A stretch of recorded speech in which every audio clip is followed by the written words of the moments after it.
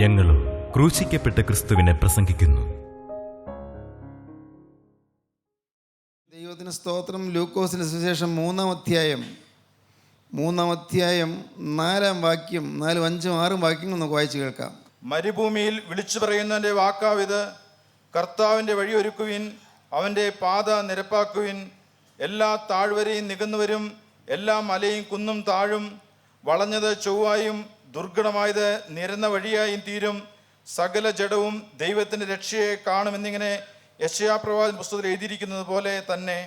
ദൈവത്തിന് സ്തോത്രം. മത്തായിയുടെ സുവിശേഷം 3-ാം അധ്യായം 1-2 വാക്യങ്ങൾ വായിക്കാം. ആ കാലത്ത് യോഹന്നാൻ സ്നാപകൻ വന്ന് യഹൂദിയ മരുഭൂമിയിൽ പ്രസംഗിച്ചു: സ്വർഗരാജ്യം സമീപിച്ചിരിക്കയാൽ മാനസാന്തരപ്പെടുവനെന്ന് പറഞ്ഞു. ദൈവത്തിന് സ്തോത്രം. വീണ്ടും യെശയ്യാപ്രവാചകന്റെ പുസ്തകം 40-ാം അധ്യായം 3-ാം വാക്യം വായിക്കാം. കേട്ടോ, ഒരുത്തൻ വിളിച്ചു പറയുന്നത്: മരുഭൂമിയിൽ യഹോവയ്ക്ക് വഴിയൊരുക്കുവിൻ, നിർജ്ജന പ്രദേശത്ത് നമ്മുടെ ദൈവത്തിന് ഒരു പെരുവഴി നിരപ്പാക്കുവിൻ. എല്ലാ താഴ്വരയും നികന്നും എല്ലാ മലയും കുന്നും താണും വരേണം. വളഞ്ഞത് ചൊവ്വായും ദുർഘടങ്ങൾ സമമായും തീരണം.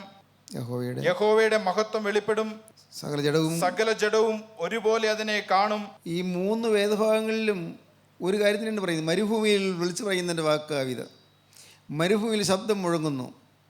മരുഭൂമിയിൽ അത് ദൈവത്തിൻ്റെ പ്രവാചകനായ യോഹന്നാൻ സ്നാപകൻ്റെ ശബ്ദമാണ്. സ്നാപക യോഹന്നാൻ മരുഭൂമിയിൽ ചെന്ന് സംസാരിച്ചു. മരുഭൂമി എന്ന് പറയുമ്പോൾ വെറും മരുപ്പുറമല്ലത്, ഒരു കാനന പ്രദേശത്തോട് അടുത്താണ്, വനത്തോടടുത്താണ്.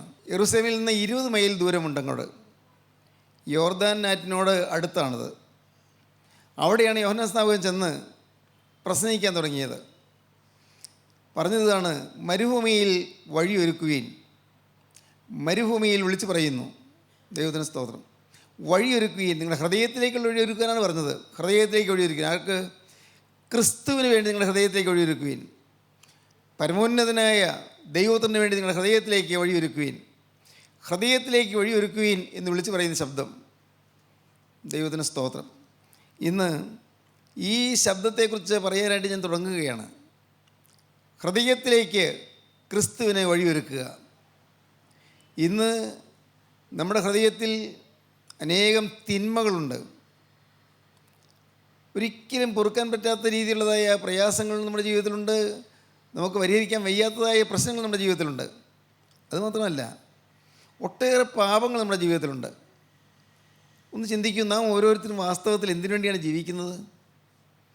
ഒന്ന് ആലോചിച്ച് നോക്കിയാൽ നാം ഈ ലോകത്തിലെ ജീവിതം അത് മാത്രമേ കാണുന്നുള്ളൂ. ഈ ലോക ജീവിതം, ജനിക്കുന്ന അന്ന് മുതൽ മരിക്കുന്ന അന്ന് വരെയുള്ള ജീവിതം, അതേ നാം കാണുന്നുള്ളൂ. എന്നാൽ ഈ ലോക ജീവിതത്തിൽ കുറേ കാലം കഴിഞ്ഞതിന് ശേഷം ഒരു പാരത്രിക ജീവിതമുണ്ട്. മരണത്തിനപ്പുറമുള്ളൊരു ജീവിതമുണ്ട്. ഐഹിക ജീവിതത്തിനപ്പുറമുള്ള പാരത്രിക ജീവിതം. അത് നാം ഓരോരുത്തരും നേരിട്ടേ പറ്റുകയുള്ളൂ. ഞാൻ വർഷങ്ങൾക്ക് മുമ്പ് വായിച്ച ബിയോണ്ട് ഡെത്ത് ഡോർ എന്നുള്ള പുസ്തകത്തിൽ മരിച്ചതിന് ശേഷം റിസസിറ്റേഷൻ കൊടുത്ത് ജീവിച്ചു വന്ന ചിലർ അവർ പറഞ്ഞ അനുഭവ സാക്ഷ്യങ്ങൾ ബിയോണ്ട് ഡെത്ത് ഡോർ എന്ന പുസ്തകത്തിൽ പറഞ്ഞിട്ടുണ്ട്. മരണവാതിലിനപ്പുറം ഒരു സുപ്രസിദ്ധ കാർഡിയോളജിസ്റ്റായ ഡോക്ടർ മോറിസ് റവലിങ്സ് പറഞ്ഞതാണ്. മരിച്ചതിന് ശേഷമുള്ള അനുഭവം. അനേകം പേരും മരിച്ചതിന് ശേഷം ഈ വലിയൊരു കറുത്ത തുരങ്കത്തിൽ കൂടി അവരെ കൂട്ടിക്കൊണ്ട് പോകുന്നതായിട്ടാണ് കാണുന്നത്. മരിച്ചതിന് ശേഷമുള്ള ഓരോരുത്തരുടെ കൈയും അങ്ങനെ തന്നെയാണ്, ഏതാണ്ട് ഒരേപോലെ തന്നെയാണ്. ഒരു തുരങ്കത്തിൽ കൂടി പോവുകയാണ്, ഇരുണ്ട തുരങ്കത്തിൽ കൂടി. വെളിച്ചമില്ല. ഇരുവശത്തു നിന്നും ആക്രോശങ്ങൾ കേൾക്കാം, കരച്ചിലുകൾ കേൾക്കാം, ഭയങ്കരമായ കരച്ചിലുകൾ. മരിച്ചതിന് ശേഷം തിരിച്ചു വന്ന ആൾ പറയുന്നതാണ് ഇത് പറയുന്നതെല്ലാം. ഭയങ്കരമായ കരച്ചിലുകൾ കേൾക്കാം, വലിയ അട്ടഹാസങ്ങളും ഗർജനങ്ങളും കേൾക്കാം. സ്വൈരവിൻ്റെ സ്വസ്ഥതയിൽ അതുപോലത്തെ ഭയങ്കര ശബ്ദകോലാഹലം, എല്ലാം വൃത്തികെട്ട ശബ്ദങ്ങൾ, ഏറ്റവും ഹീനമായ ശബ്ദങ്ങൾ, പേടിപ്പിക്കുന്ന ശബ്ദങ്ങൾ. അങ്ങനെ പോകുമ്പോൾ ചിലർ ഒരു ചെറിയ വെളിച്ചം കാണുന്നുണ്ട്, വേറെ ചിലർ വെളിച്ചം കാണുന്നില്ല, അവരും ആ ഇരുട്ടറയിലേക്ക് പോകുന്നതായിട്ട് കാണുന്നു. അപ്പോഴാണ് ഭാഗ്യവശാൽ ഈ റിസസിറ്റേഷൻ കൊടുത്ത്, കൃത്രിമ ശ്വാസോച്ഛ്വാസം കൊടുത്ത് ജീവൻ കിട്ടി അവർ തിരിച്ചു വരുമ്പോൾ ഇങ്ങനെ ഞാൻ കണ്ടു എന്ന് പറയുന്നത്. പ്രിയപ്പെട്ടവരെ, ഒരു മരണമുണ്ട്, സംശയമില്ല. മരണശേഷം ഒരു നിത്യതയുണ്ട്. മരണശേഷം ഒരു നിത്യതയുണ്ട്. ഈ ലോക ജീവിതം കൊണ്ട് കാര്യം തീരുന്നില്ല. ഇവിടെ എത്ര നിസ്സാര ജീവിതം. ഞാൻ കഴിഞ്ഞ ദിവസം ഇതിനൊരു ഉദാഹരണം പറയുകയുണ്ടായി, ലളിതമായിട്ട് മനസ്സിലാക്കാൻ തക്കവണ്ണം.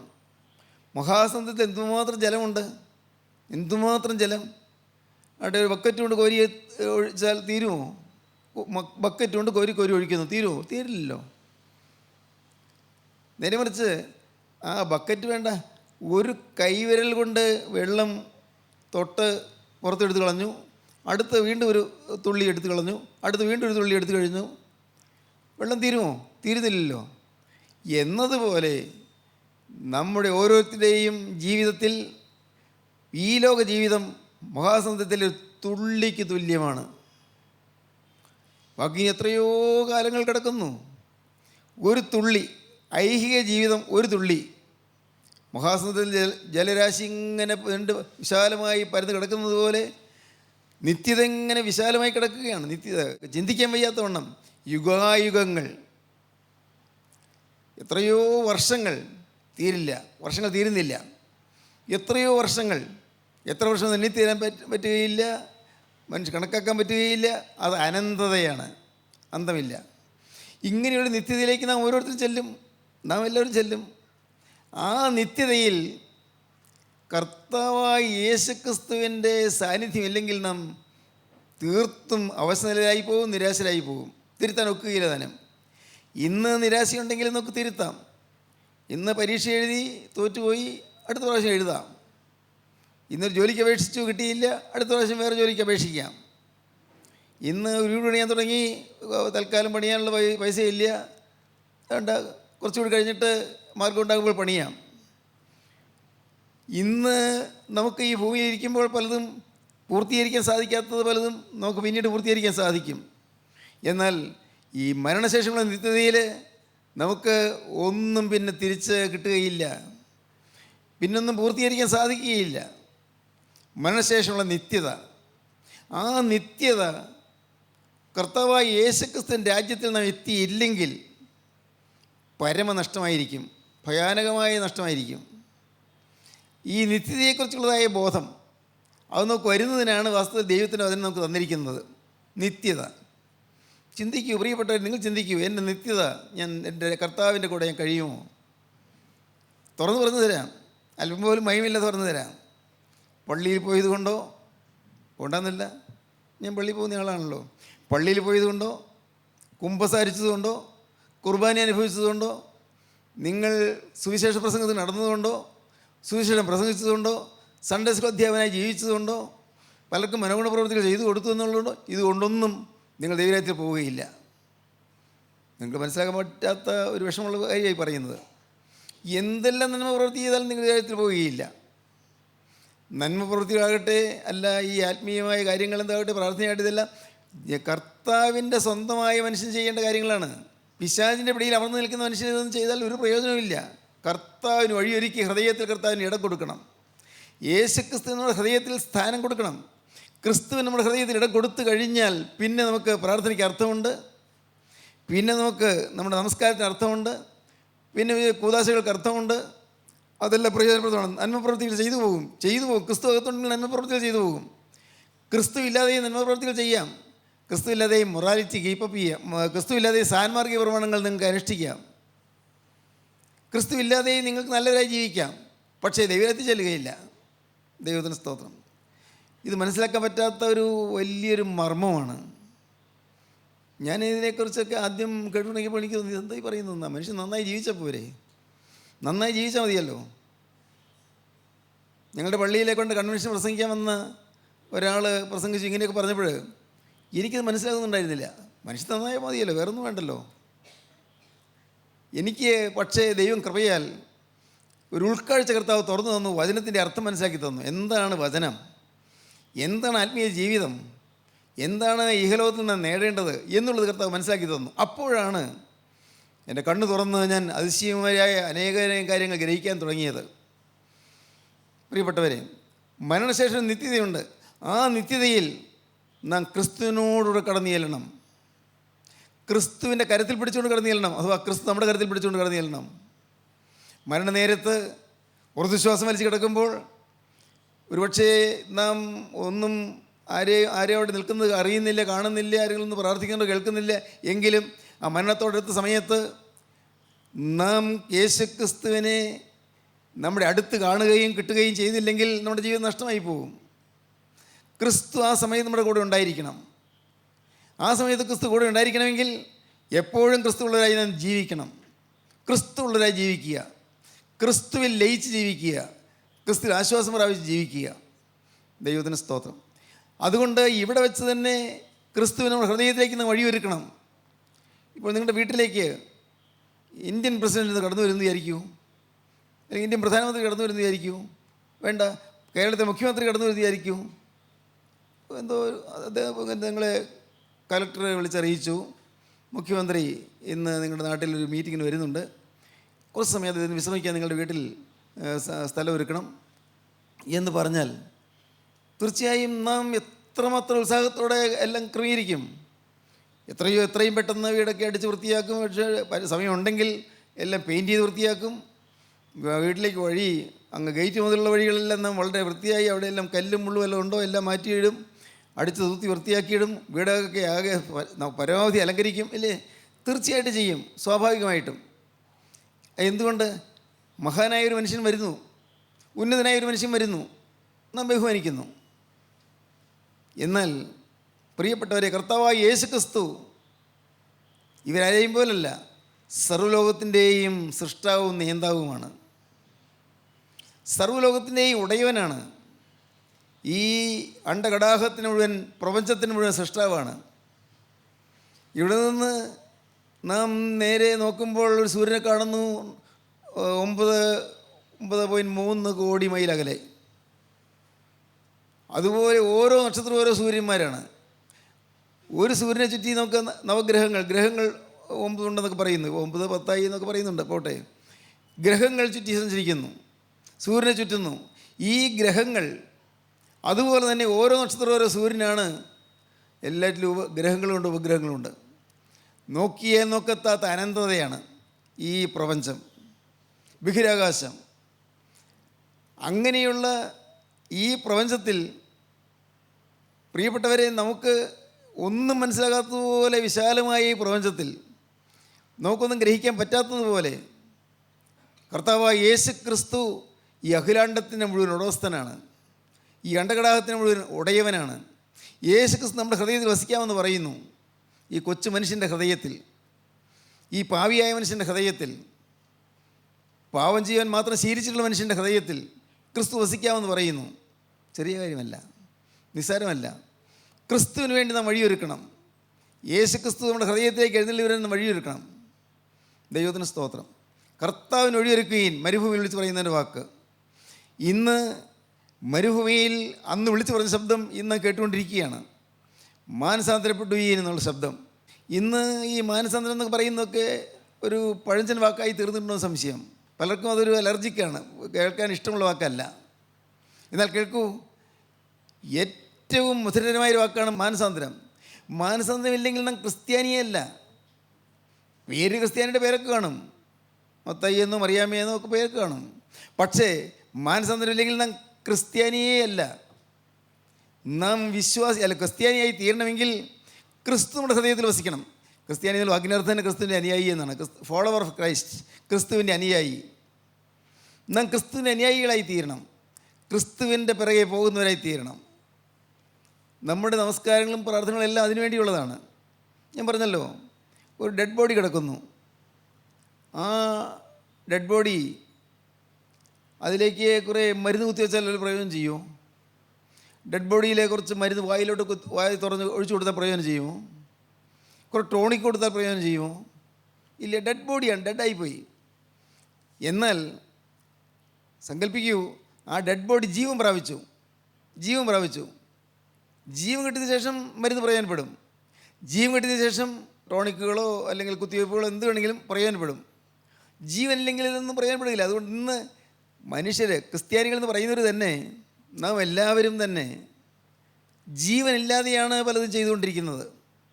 ജീവനില്ലാതെ പ്രാർത്ഥിക്കുന്നു, കുരിശ് വരയ്ക്കുന്നു, ജീവനില്ലാതെ നോമ്പ് നോക്കുന്നു, ജീവനില്ലാതെ തീർത്ഥയാത്ര ചെയ്യുന്നു, ജീവനില്ലാതെ ഇന്ന് കുർബാന ചൊല്ലുന്നു, ജീവനില്ലാതെ ആത്മീയ പ്രവർത്തനങ്ങൾ നടത്തുന്നു, ജീവനില്ലാതെ കൺവെൻഷൻ പ്രസംഗിക്കുന്നു, ജീവനില്ലാതെ പെരുന്നാൾ മഹാമഹങ്ങൾ നടത്തുന്നു. ജീവനില്ല. ഇതൊരു വലിയ പരമാർത്ഥമാണ്. ജീവൻ വേണമെങ്കിൽ ജീവൻ്റെ ഉടയവൻ ഹൃദയത്തിലേക്ക് വരണം, ആത്മാവിൻ്റെ ജീവൻ. നിങ്ങൾക്കറിയാമോ, ആദാം പാപം ചെയ്തപ്പോൾ ദൈവത്തിൻ്റെ കൽപ്പന പ്രകാരം ആദാം മരിച്ചു. തിന്നുന്ന നാൾ നീ മരിക്കും എന്നാണ് ദൈവത്തിൻ്റെ കൽപ്പന. തിന്നുന്ന നാൾ നീ മരിച്ചു. ആത്മാവ് മരിച്ചു, പക്ഷെ ശരീരം ജീവിച്ചിരിക്കുന്നു. എന്നതുപോലെ ഇന്ന് അനേകം ക്രിസ്ത്യാനികളെന്ന് പറയുന്നവർ അനേകർ ജീവനുണ്ടെന്ന് ഭാവിക്കുന്നു, പക്ഷേ ആത്മാവ് മരിച്ചിരിക്കുകയാണ്. ആത്മാവ് മരിച്ചിരിക്കുന്നു, ഡെഡാണ്, മരിച്ചിരിക്കുന്നു, ദൈവരാജ്യത്തിൽ ചെല്ലുകയില്ല. കർത്താവിന് സ്തോത്രം. ഇതുകൊണ്ടാണ് പിതാക്കന്മാർ പറഞ്ഞത് ദുർഘടമായ വഴിയാണ് ക്രിസ്തീയ വഴി. അതൊരു പുതിയ മാർഗമാണ്. വലിയ യുദ്ധം ചെയ്യേണ്ടി വരും ഈ ക്രിസ്തീയ ജീവിതം നയിക്കാൻ. ജീവൻ്റെ വഴിയുണ്ട്, മരണത്തിൻ്റെ വഴിയുണ്ട്. ജീവൻ്റെ വഴിയിലേ പോയാൽ സ്വർഗ്ഗത്തിലെത്താം, മരണത്തിൻ്റെ വഴിയിലൂടെ പോയാൽ നരകത്തിൽ ചെല്ലാം. ജീവകരം മൃതികരമെന്നേവം കണ്ടിരു സരണികൾ സഹദേന്മാനൂതനമാ ജീവിതമാർജിപ്പാൻ ദുർഘടമാർഗം കാംക്ഷിച്ച ദുഷ്ടാത്മാവോടു പടവെട്ടി ജയമോടേറി പറയുന്നു ആവശ്യക്കാർക്കാശ്രയവും ഭക്തന്മാർക്കനുഗാമിയുമാം കർത്താവിൻ നാമം ധന്യം. ഇന്ന് ജീവൻ്റെ വഴിയിലേക്ക് കൂടി അല്ല നാം പലരും പോകുന്നത് എന്നുള്ളത് മനസ്സിലാക്കണം. ഓരോരുത്തരും മനസ്സിലാക്കണം, ഞാൻ ജീവൻ്റെ വഴിയിൽ കൂടി അല്ല പോകുന്നത്. കാരണം വെളിച്ചമില്ലെങ്കിൽ അവിടെ ഇരുട്ടാണ്, ഇരുട്ടുണ്ടെങ്കിൽ അവിടെ വെളിച്ചമില്ല. നമ്മുടെ ഹൃദയത്തിൽ പാവമുണ്ടോ നോക്കിയാൽ മതി. പ്രവൃത്തിയിലെ പാവമല്ല, ഹൃദയത്തിൽ പാവമുണ്ടോ? ഇപ്പോഴും കോപം വരുന്നില്ലേ? കോപത്തെ പിടിച്ചെടുക്കാൻ നമുക്ക് സാധിക്കുന്നുണ്ടോ? ഒരു കാരണമില്ല ചിലപ്പോൾ കോപിക്കുന്നില്ലേ? അഥവാ കാരണം ഉണ്ടെങ്കിൽ പോലും കോപിച്ച് അലറുന്നില്ലേ? വീട്ടിൽ അലറുകയും ഗർജിക്കുകയും ചെയ്യുന്നില്ലേ? നീരസപ്പെടുകയും വഴക്കടിക്കുകയും ചെയ്യുന്നില്ലേ?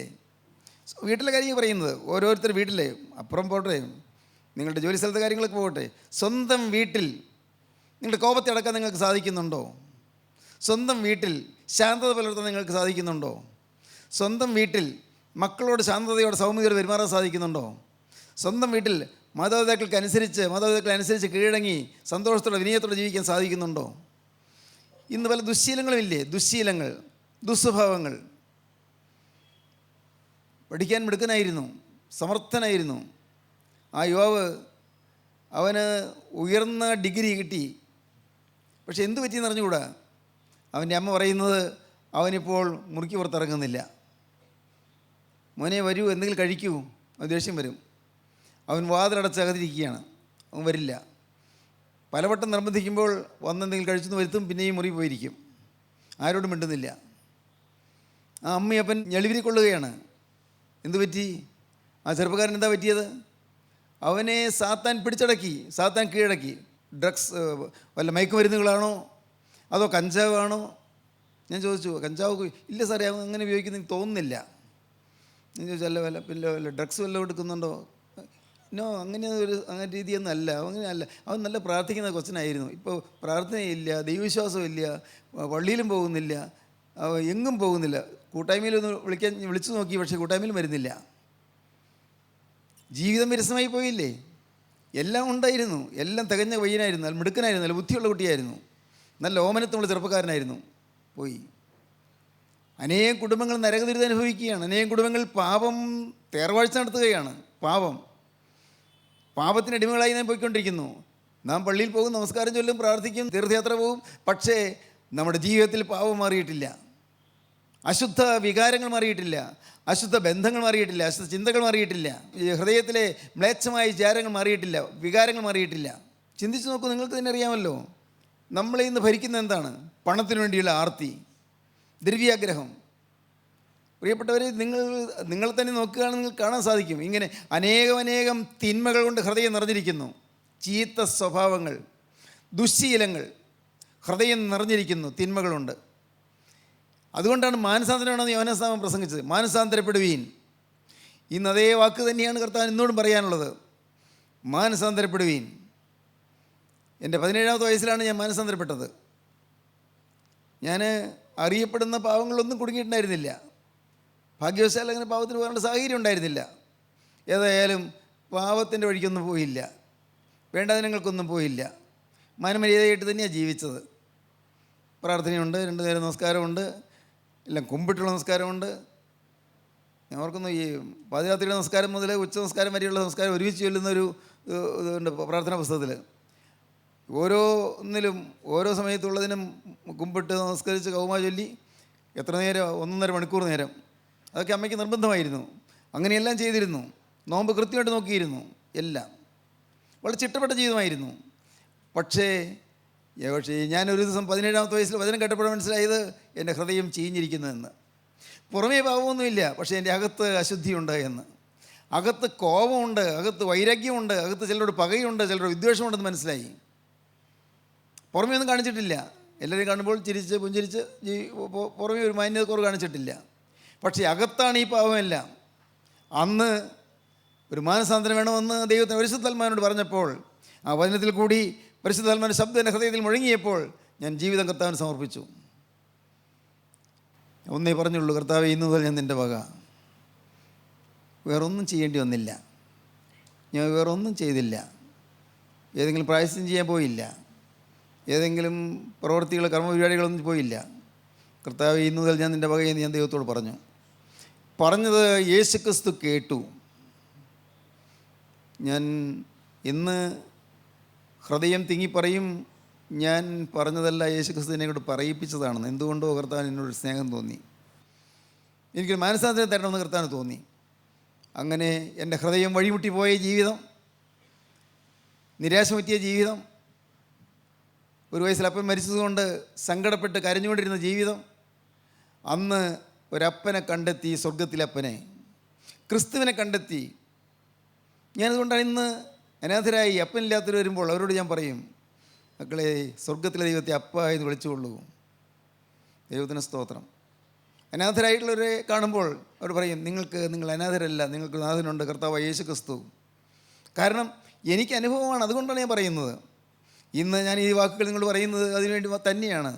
നിങ്ങളുടെ ജീവിതത്തിൽ യാതനയും വേദനയും പെരുകുമ്പോൾ, ആശ്വാസമില്ലാതെ വലയുമ്പോൾ, സമാധാനമില്ലാതെ കേഴുമ്പോൾ, നിങ്ങൾക്ക് സമാധാനം തരാൻ ക്രിസ്തു ഉണ്ട്. നിങ്ങൾ വിശ്വസിക്കൂ. ആ ക്രിസ്തുവിനെ നിങ്ങളുടെ ജീവിതം തുറന്നു കൊടുക്കൂ. ക്രിസ്തുവിന് കടന്നു വരാൻ വഴിയൊരുക്കൂ. ക്രിസ്തുവിന് കടന്നു വരാൻ നിങ്ങൾ പാത നിരപ്പാക്കുവീൻ. വളർന്ന് ചൊവ്വായി തീരട്ടെ, ദുർഘടങ്ങളെല്ലാം മാറട്ടെ, കല്ലും മുള്ളും എല്ലാം മാറിക്കളയട്ടെ. കർത്താവായ യേശു ക്രിസ്തു സുഗമമായി നടന്നു വരാൻ നിങ്ങൾ വഴിയൊരുക്കട്ടെ. പ്രിയപ്പെട്ടവരെ, അതിനുള്ളതായ ഭാഗ്യം നിങ്ങൾ ലഭിക്കാൻ നിങ്ങൾ ഇപ്പോൾ തീരുമാനമെടുക്കണം. കർത്താവേ, ഞാൻ ആൾ മാറണം, കർത്താവേ, എൻ്റെ സ്വഭാവം മാറണം, എൻ്റെ ജീവിതം മാറണം, എൻ്റെ ഹൃദയം മാറണം, എനിക്കൊരു മാനസാന്തരം തരണം, എന്നെ നീ സ്വീകരിക്കണം. കർത്താവേ, നിൻ്റെ തിരുരക്തത്താൽ എന്നെ നീ കഴുകി വെടിപ്പാക്കണം. ഇന്നുവരെ വന്നുപോയ പാവങ്ങളെല്ലാം കഴുകാൻ തന്നെ തിരുരക്തം മതിയായെന്ന് ഞാൻ വിശ്വസിക്കുന്നു. കർത്താവിന് സ്തോത്രം. ഞാനിത് വാതിൽക്കൽ നിന്ന് മുട്ടുന്നു. ആരെങ്കിലും ശബ്ദം കേട്ട് വാതിൽ തുറന്നാൽ ഞാൻ അകത്ത് ചെന്ന് ഞാൻ എന്നോടും കൂടി അത്താഴം കഴിക്കും. യേശു നമ്മോട് പറയുന്നു, ഈ സമയം നഷ്ടപ്പെടുത്താതെ ക്രിസ്തുവിൻ്റെ കരങ്ങളിലേക്ക് നിങ്ങൾ കൊടുക്കൂ. യേശുവിനെ നിങ്ങളുടെ ജീവിതം വേർതിരിക്കൂ. യേശുവിനോട് വാക്ക് പറയൂ, യേശുവേ, നീ ഇല്ലാത്ത ജീവിതം പൂജ്യം, നീ ഇല്ലാത്ത ജീവിതം നഷ്ടം. എൻ്റെ യേശുവേ, നിത്യത്തിലേക്ക് നിന്നോട് കടന്നു വരാൻ തക്കവണ്ണം ഇന്ന് എൻ്റെ ഹൃദയത്തിലേക്ക് നീ കടന്നു വരണമേ, എൻ്റെ ഹൃദയത്തിൽ പ്രവേശിക്കണമേ. നിനക്ക് വേണ്ടി ഇതാ വഴി ഒരുക്കുന്നു, ഞാൻ നിനക്ക് വേണ്ടി ഇതാ പാത ഒരുക്കുന്നു. കടന്നു വരണമേ യേശുവേ, എൻ്റെ ഹൃദയത്തിലേക്ക് പ്രവേശിക്കണമേ, എന്നെ നീ സ്വീകരിക്കണമേ. സക്കായിയെയും കൂട്ടിക്കൊണ്ട് എൻ്റെ ഭവനത്തിലേക്ക് പോയി യേശുവേ, ഇന്ന് നീചനും ദുഷ്ടനുമായ എന്നെയും കൂട്ടിക്കൊണ്ട് എൻ്റെ ഭവനത്തിലേക്ക് നീ പോരണമേ. കർത്താവേ, നീ എൻ്റെ ഹൃദയത്തിലേക്ക് വരണമേ. ഇപ്പോൾ തന്നെ നീ എൻ്റെ ഹൃദയത്തിൽ പ്രവേശിക്കണമേ, നീ അനുഗ്രഹിക്കണമേ. പ്രാർത്ഥിക്കൂ, നമുക്ക് സമർപ്പിക്കാം, ദൈവകരങ്ങൾ കേൾപ്പിക്കാം. കാരുണ്യവാനായ ഞങ്ങളുടെ സ്വർഗീയ പിതാവേ, ഈ നല്ല സമയത്തിനായി സ്തോത്രം, തിരുവചനങ്ങൾക്കായി സ്തോത്രം, നിൻ്റെ മക്കളോട് അവിടുത്തെ കരുണയോടെ ഇടപെട്ടതിനായി സ്തോത്രം, വാത്സല്യ തികവോടെയോട് സംസാരിക്കുന്നതിനായി സ്തോത്രം, ഇന്നും എൻ്റെ യേശു ജീവിക്കുന്നതിനായി സ്തോത്രം. കർത്താവേ, അവിടെ തിരുരക്തൻ്റെ വില ഞങ്ങൾക്ക് അറിയുവാൻ ഭാഗ്യം തന്നതിനായി സ്തോത്രം, തിരുരക്തത്തെ ഞങ്ങൾ വീണ്ടെടുത്തു എന്നുള്ളത് അറിയുവാനുള്ളതായ കൃപ തന്നതിനായി സ്തോത്രം. നാഥ, അതിൻ്റെ രണ്ടാമത്തവരെ വേണ്ടി ഞങ്ങളെല്ലാവരും ഒരുക്കണമേ. യേശു ക്രിസ്തുവിൻ്റെ പരിശുദ്ധമായ നാമത്തിൽ പ്രാർത്ഥിക്കുന്നു, കൃപയോടെ കേൾക്കണമേ. ആമീൻ.